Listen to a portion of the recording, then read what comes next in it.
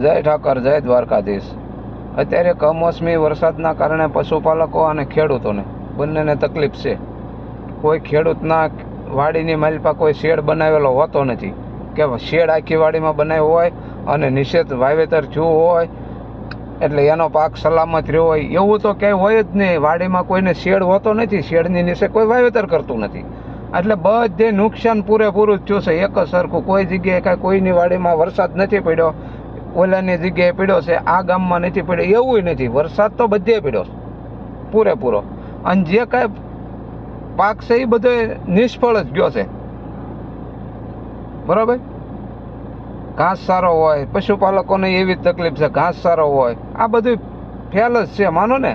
આ વરસ પૂરું લાવવું ને એ પશુપાલકો માટે, ખેડૂતો માટે, બધાને માટે માઠું જ છે।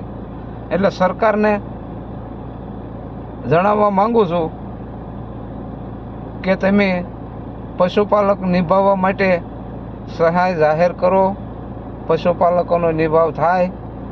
ગાય હશે તો દેશ હશે, જો ગાય જ નહીં હોય તો દેશ ક્યાંથી છે? તમે બધા બાટલીઓનું દૂધ ખાવામાં તૈયાર છો, બરાબર?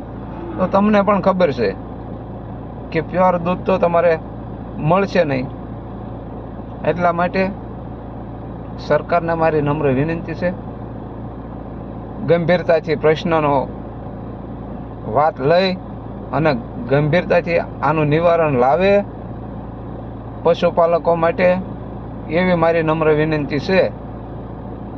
જય દ્વારકાધીશ।